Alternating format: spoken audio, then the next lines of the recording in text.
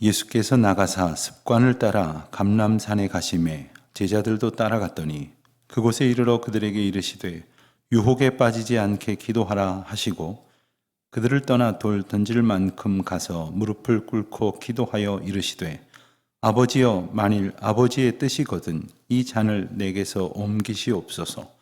그러나 내 원대로 마시옵고 아버지의 원대로 되기를 원하나이다 하시니 천사가 하늘로부터 예수께 나타나 힘을 더하더라. 예수께서 힘쓰고 애써 더욱 간절히 기도하시니 땀이 땅에 떨어지는 핏방울 같이 되더라. 기도 후에 일어나 제자들에게 가서 슬픔으로 인하여 잠든 것을 보시고 이르시되 어찌하여 자느냐? 시험에 들지 않게 일어나 기도하라 하시니라. 아멘. 대선이 끝나고 차기 대통령이 선출이 되었습니다. 요맘때가 되면 각 신문 지상에는 이런 제목의 기사를 우리가 쉽게 볼 수가 있습니다. 당선인의 사람들, 이런 비슷한 제목으로 새로운 대통령 주변에는 어떤 인물들이 함께 협력하고 있는가, 이런 것을 소개하는 기사입니다. 누가 새 대통령의 측근인가? 근데 그렇게 분류를 할 때 기준이 과연 뭘까요? 아마도 어떤 사람이 함께 시간을 나누고 또한 같이 자주 만나고 밥도 먹고 그리고 대화도 갖고 그리고 국정 철학을 공유하는 사람인가? 누가 그 곁에 있는가 하는 조건에 따라서 이야기할 수 있을 것입니다. 그런 의미에서 성도라고 부름을 받은, 그리고 그렇게 이름을 갖고 살아가는 우리 자신이 스스로에게 아마도 이런 질문을 늘 가져야 할 것입니다. 우리는 과연 하나님의 사람인가? 우리는 과연 예수 그리스도의 사람인가? 우리가 믿는다고 고백을 하고 또 예배도 드리고 기도도 아뢰지만 정말 과연 우리가 바르게 믿으며 온전히 살아가고 있는가? 혹시 하나님께서 아니라고, 잘못되었다고 말씀하신다면 어쩌겠습니까? 마태복음 7장 21절로 23절에 보면 이런 말씀이 나옵니다. 나더러 주여 주여 하는 자마다 다 천국에 들어갈 것이 아니요 다만 하늘에 계신 내 아버지의 뜻대로 행하는 자라야 들어가리라. 그날에 많은 사람이 나더러 이르되 주여 주여 우리가 주의 이름으로 선지자 노릇하며 주의 이름으로 귀신을 쫓아내며 주의 이름으로 많은 권능을 행하지 아니하였나이까 하리니 그때에 내가 그들에게 밝히 말하되 내가 너희를 도무지 알지 못하니 불법을 행하는 자들아 내게서 떠나가라 하리라. 이렇게 말씀을 하실지도 모른다는 거예요. 자, 나름대로 열심히 믿으며 살았는데 또 주님 앞에 합당하게 충성을 다했다고 스스로 자부했는데 내가 도무지 너희를 알지 못하겠노라, 내게서 떠나가라 하신다면 참으로 황망한 상황이 아닐 수 없을 것입니다. 정말 우리는 하나님 곁에 있는가? 하나님 뜻을 잘 알고 순종하고 살아가는가? 만약 그렇지 않는다면 그것은 아마도 우리가 주님께로부터 너무나 멀리 떠나 있기 때문일 것입니다.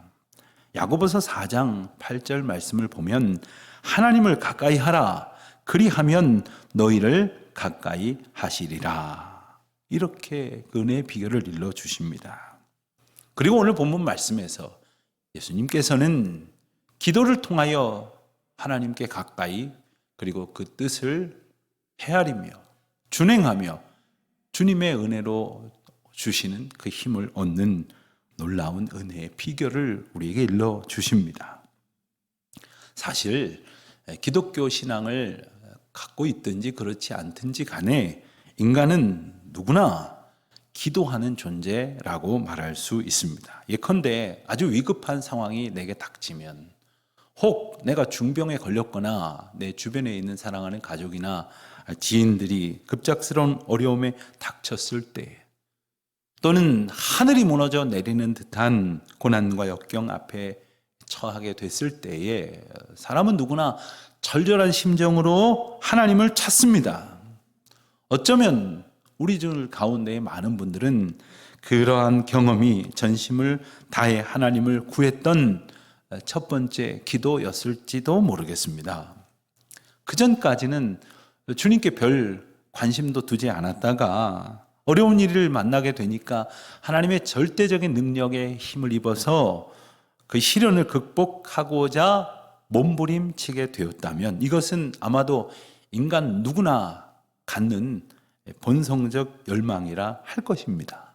하지만 그 마음을 가만히 들여다보자면 이 또한 철저히 나만을 위하는 것이고 나의 뜻과 소원을 이루려고 하는 지극히 자기 중심적이고 이기적인 외침이 아닙니까? 그런데 분명한 것은 우리가 기도하다 보면 하나님 앞에 바르게 기도하다 보면 처음에는 내 욕심을 내세웠지만 하나님의 뜻을 알게 되고 그리고 내 생각과 뜻은 점점 사라지게 되므로 처음엔 헷갈리고 그래서 갈팡질팡 했었을지 모르지만 점차 기도하면서 하나님의 인도하심을 또렷이 보아 이제 의심 없이 그 길로 따라갈 수 있게 됩니다. 이것이 바로 기도를 통하여 주시는 하나님의 은혜가 아닙니까? 사실 우리가 맞다고 옳다고 여기던 내 생각과 판단을 내려놓고 포기하는 것이 쉽습니까? 나아가 사도 바울처럼 내가 가지고 있었던 그 모든 나의 지식을 그리고 그 판단을 배설물처럼 여긴다는 것이 인간의 의지로 사실 그 결단으로 이루어질 수 있는 것입니까? 그렇기 때문에 우리가 기도해야 하는 것이죠. 오늘 본문 39절 말씀을 보면 예수님이 기도하시러 감람산에 가셨습니다. 그런데 주목할 것은 습관을 따라 가셨다. 이렇게 본문이 기록되어 있습니다. 습관이라고 했더니 언뜻 생각할 때에 습관? 그렇다면 별 진정성 없이 그 반복되는 단순한 일처럼 그렇게 여겨질지 모르지만 습관이라는 말의 사전적인 의미를 살펴보면 이렇습니다. 오랫동안 되풀이되어 저절로 익혀진 행동 방식 이런 뜻을 가지고 있다고 합니다.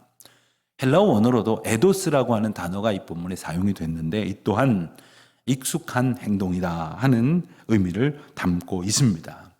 그렇게 예수님께서는 감람산에 가시는 것이 익숙한 일이셨습니다. 당연히 자주 가셨다는 뜻이지 않겠습니까? 자, 그렇다고 해서 예수님께서 감람산에 기도하시는 일만을 위해서 가신 것은 아닌 것 같습니다. 오늘 말씀 바로 앞장인 누가복음 21장 37절 말씀을 보면 예수께서 낮에는 성전에서 가르치시고 밤에는 나가 감람원이라 하는 산에서 쉬시니 이렇게 기록되어져 있습니다. 예수님의 일상, 일하시고 쉬시고 하는 일상이 어떠한 것이었는지 묘사되어 있는 부분입니다. 그런데 특이한 것은 기도하시러 가시는 곳과 쉬러 가시는 곳이 같다는 거예요. 아마도 기도하시면서도 힘을 얻고 쉬시면서도 힘을 얻으셨기 때문이겠죠. 그렇습니다. 기도하는 것은 그런 거예요. 아주 지치고 괴롭고 힘 빠지는 것이 아니라 주님의 은혜로 힘을 얻는 것입니다. 성전에서 예수님께서는 하나님 나라를 선포하셨죠. 그리고 많은 사람들에게 복음을 가르치셨으니 때때로 참 지치고 피곤하셨을 것입니다. 자, 그럴 때면 예수님께서는 감람산에 오르신 거예요. 그곳에는 오늘 본문에는 표현되어 있지 않지만 우리가 잘 아는 겟세마네 동산이 있었습니다. 그곳에서 예수님께서는 하나님과 교제하시고 기도하시고 하나님 음성에 귀를 기울이셨을 것입니다. 겟세마네라 하는 이름의 뜻은 기름을 짜는 틀이다 하는 뜻입니다. 아마도 그 감람산에 있는 그 감람 나무의 열매들을 가지고 감람유를 짜던 틀이 있었다고 해서 그런 지명이 붙여졌다고 전해집니다. 예수님께서 평소에 그곳에 자주 오르시고 또 그곳에서 피곤한 몸을 하나님 주시는 평안으로 쉬시며 간절히 기도하심으로 주님의 뜻으로 심령을 채우셨음을 우리는 알게 됩니다. 자, 그렇게 이날도 예수님께서는 감람산에 가셨습니다. 그런데 본문을 보니까 제자들도 따랐다고 합니다. 자, 그렇다면 예수님 가시는 일정을 모든 제자들도 알았다는 것이고 그들 가운데 있었던 가룟 유다도 알고 있었다는 뜻 아닙니까? 자, 이 말은 이제 곧 예수님을 배반하여 팔아 넘기기로 작정한 가룟 유다도 알고 있었는데도 불구하고 예수님께서 다른 곳으로, 유다가 알지 못할 만한 다른 곳으로 피하신 것이 아니라 유다가 잘 알고 있는 감람산에 오르셨다는 거지요. 그러니까 지금 상황에 어떻게 피해볼 그러한 뜻대로 움직이신 것이 아니라 유다의 계획과 상관없이 그저 하나님을 만나러, 기도하러, 그리고 하나님의 힘을 얻기 위하여 감람산에 가신 것 아니겠습니까? 유다의 범행, 그리고 그 참혹한 그들의 계략에 아랑곳하지 않으시고 오직 하나님께서 주신 사명을 이루시기 위해서 골고다의 언덕 그 십자가를 향해서 한 걸음 한 걸음 걸어가시는 예수님의 모습을 우리는 보게 되는 것입니다. 어떤 분들은 42절에 나오는 예수님의 기도의 대목을 보면서 예수님께서 순종하시려다가 혹 불순종하시려는 마음 사이에서 오락가락하신 것은 아니냐 하는 의문을 제기하기도 합니다. 42절을 보면 이르시되 아버지여 만일 아버지의 뜻이거든 이 잔을 내게서 옮기시옵소서. 그러나 내 원대로 마시옵고 아버지의 원대로 되기를 원하나이다. 이렇게 기록되어 있거든요. 예수님께서 습관을 따라, 즉 제자들을 비롯한 다른 사람들이 다 알만한 흔히 말하는 공개 일정으로 감람산에 가신 것이야말로 가룟 유다의 배신이나 이후에 군병들에게 체포되실 일을 피할 뜻이 없다는 뜻이 아닙니까? 자, 그럼에도 불구하고 42절처럼 기도하신 이유와 그 의미는 무엇일까? 자, 좀 전에 말씀드린 것처럼 예수님이 기도하러 가신 그 길에 제자들이 따랐습니다. 아마도 그전에도 예수님이 기도하러 가실 때마다 동행했기 때문일 수도 있고, 혹은 이제 예수님 앞에 어떤 일이 닥쳐도 저희들이 함께 할 것입니다 라고 호언장담했기 때문일지도 모르겠습니다. 그렇지만 제자들을 동반하신 예수님의 뜻이 무엇인지가 예수님이 하신 말씀을 통해서 분명하게 나타납니다. 그것이 바로 40절과 46절에서 반복되는 하나의 귀한 메시지입니다. 40절에서는 유혹에 빠지지 않게 기도하라 이렇게 말씀하셨고, 46절에서는 시험에 들지 않게 일어나 기도하라고 당부하셨습니다.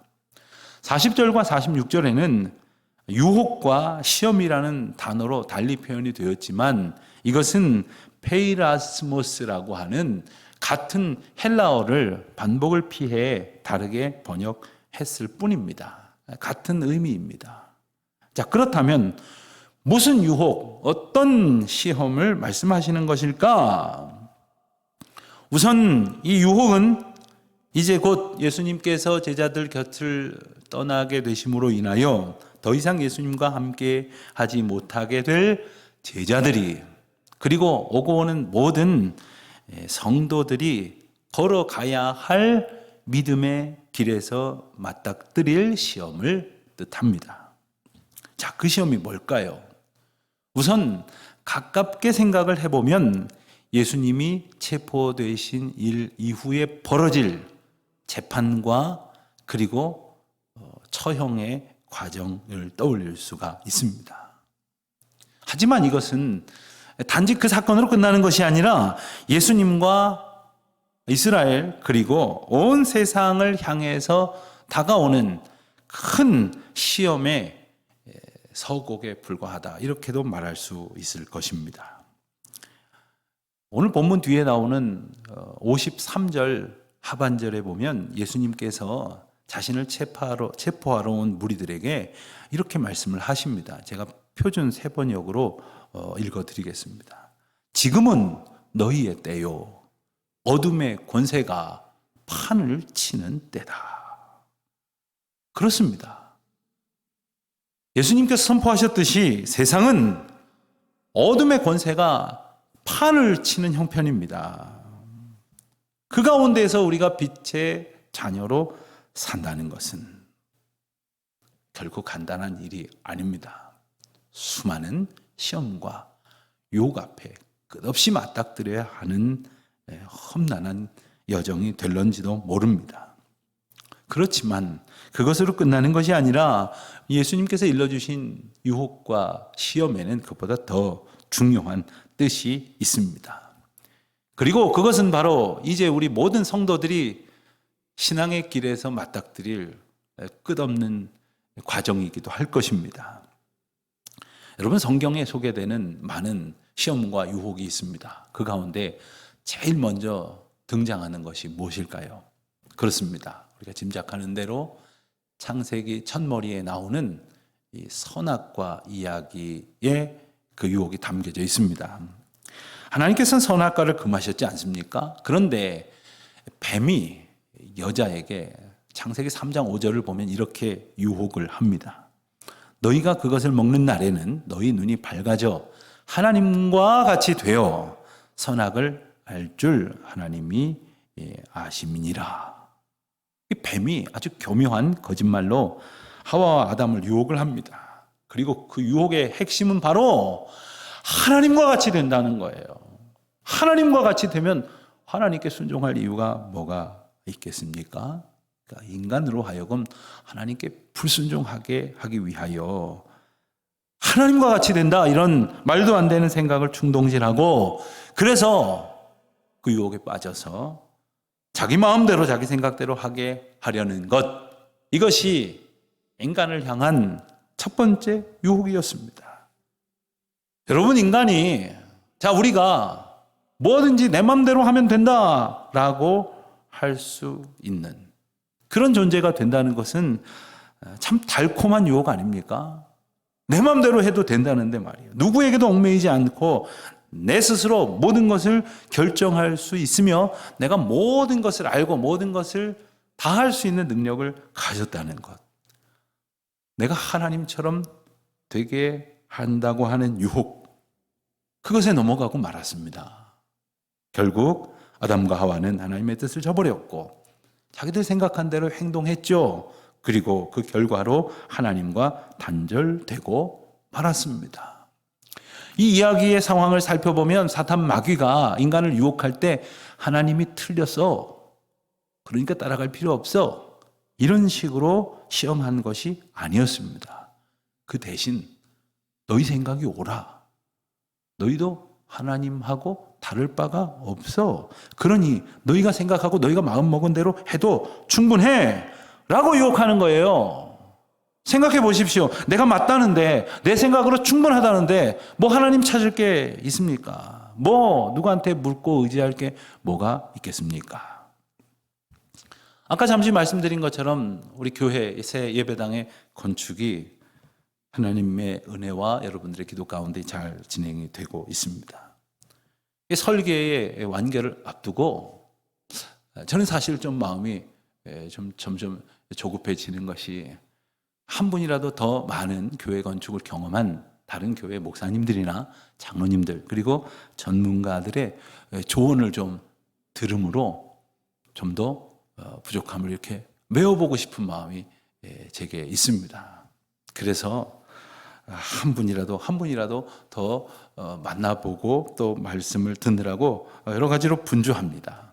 왜 그러냐 하면 제가 사실 교회 건축의 경험이 뭐 얼마나 있겠습니까? 제가 이 분야를 얼마나 알겠습니까? 아는 게 없거든요. 그런데 결정해야 될 것은 참 많단 말입니다. 그러니 누군가에게 의지할 수밖에 없는 거죠. 마찬가지입니다. 주님의 뜻을 구하는 기도의 사람이 되는 것도 바로 이런 원리를 통해서 작동합니다. 내 뜻으로 충분하다고, 내가 결정하면 된다고 그렇게 자만하면 더 이상 기도하지 않는 겁니다. 바로 이것이 성도라고 말하면서도 하나님께 기도하지 않는 결정적인 이유가 되는 것입니다. 사탄의 강력한 유혹이 이거였어요. 네가 오라. 더 물을 것도 없어. 내 마음대로 내 생각대로 하면 돼. 라는 마음을 계속 우리에게 심어준단 말이죠. 42절 말씀을 보면 예수님께서 만일 아버지의 뜻이라면 이 잔을 내게서 옮기시옵소서 이렇게 기도하셨지 않습니까?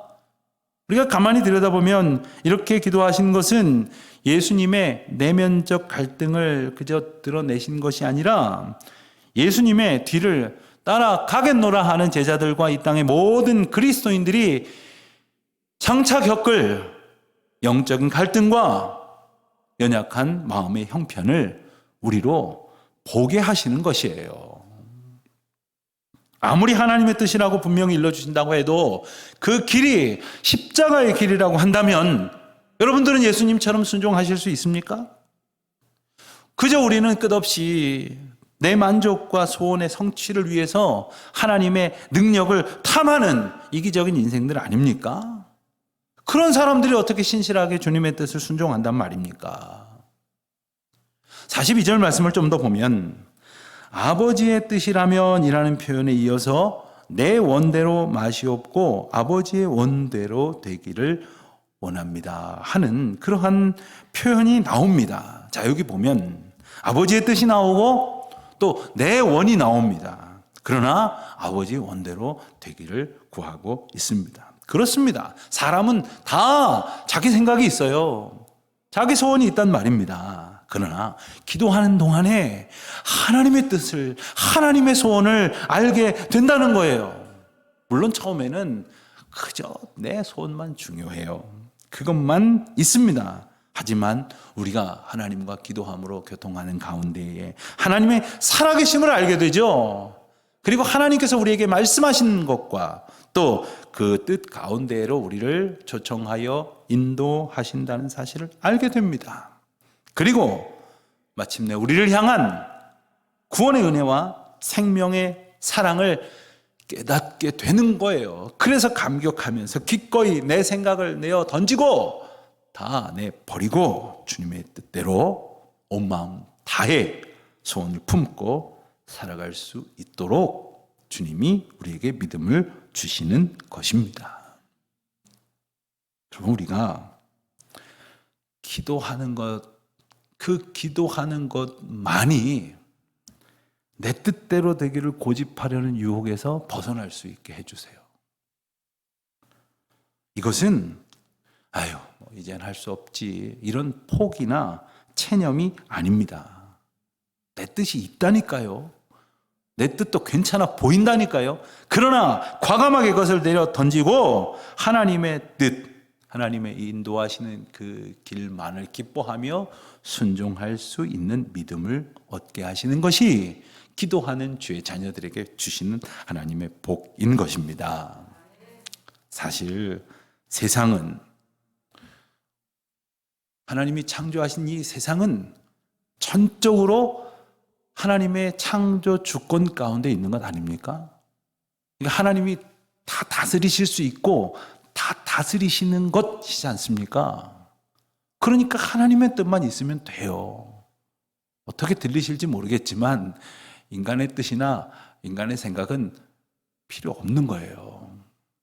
그럼에도 불구하고 하나님께서는 우리에게 그 뜻에 동참하게 하시려고 우리에게 기회를 주시고 사명을 주시는 것 아닙니까? 인간이 마땅히 져야 될 무거운 책임의 부담, 그 짐도 사실 필요 없습니다. 그저 우리 하나님의 뜻을 따라가면 우리 하나님이 우리에게 주실 그 평안과 그리고 우리를 누리게 하시는 기쁨, 그것뿐이에요. 그러나 사탄 마귀는 우리에게 그 기쁨과 평안을 빼앗으려고 하나님과의 영적 관계를 어그러뜨리려고 우리를 끊임없이 시험하고 유혹하는 거예요. 네 맘대로 해도 돼. 따라갈 필요 없어. 그래서 예수님께서 기도하신 대로 아버지의 뜻대로 되기를 원하나이다 라는 기도가 가장 아름다운 기도인 거죠. 그리고 그 기도만이 내 뜻대로 되기를 갈망하는 불신앙과 불순종의 그 유혹으로부터 벗어날 수 있는 능력이 되는 것입니다. 사랑하는 성도 여러분, 우리는 늘 기도합니다.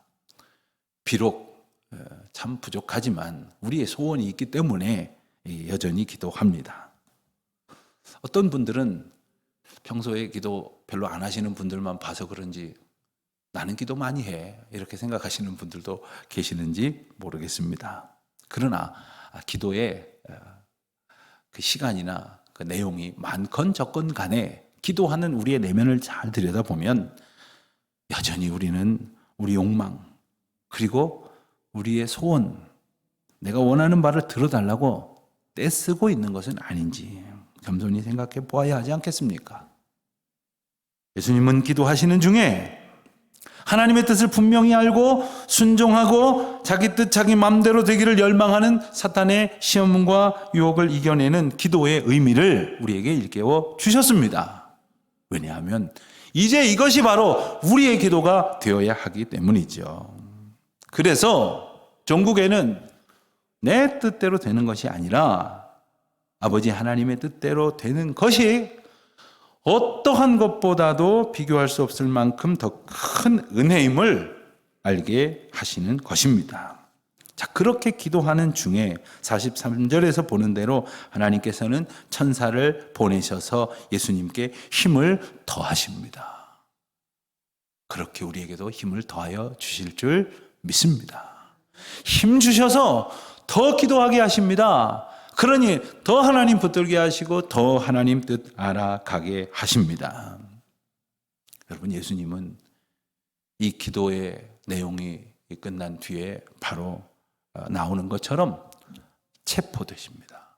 그리고 십자가의 고난의 길로 가게 되십니다. 혹 그런 생각은 없으십니까? 아니, 이렇게까지 기도하셨는데 땀방울이 핏방울이 되도록 간절히 기도하셨는데 십자가를 좀 피하게 해주셨어야 되는 거 아닌가? 혹은 우리가 이렇게 기도했는데 좀 들어주셨어야 되는 거 아닌가? 편안하게 해주셨어야 되는 거 아닌가? 하는 생각을 하게 될 때가 참 많이 있습니다만은 주님께서는 언제나 주님의 뜻을 이루어 가십니다. 다만 우리로 기도하게 하셔서 그 뜻을 알게 하시고 또 기도하게 하셔서 하나님의 힘을 얻게 하시고 그리고 또 기도하게 하심으로 능히 하나님의 뜻 가운데로 이끄셔서 그 일을 감당하게 하십니다. 사랑하는 성도 여러분, 우리 다 같이 말씀을 의지하여 깨어 기도하실 수 있게 되시기를 바랍니다. 그때의 어리석은 우리 생각, 우리 마음 대신에 주님은 당신의 그 귀한 뜻과 섭리와 계획을 일깨워 주시고 우리 마음을 가득히 채워 주십니다. 천사를 보내시고 세상을 다 움직이셔서라도 그 뜻이 이루어지도록 우리에게 힘 주시고 우리를 사용하십니다. 욕을 이길 힘을 주시고 시험을 감당할 능력도 주십니다. 사랑하는 성도 여러분, 그 은혜를 누리면서 살아가는 저와 여러분 되시기를 주님의 이름으로 축원드립니다. 기도하겠습니다.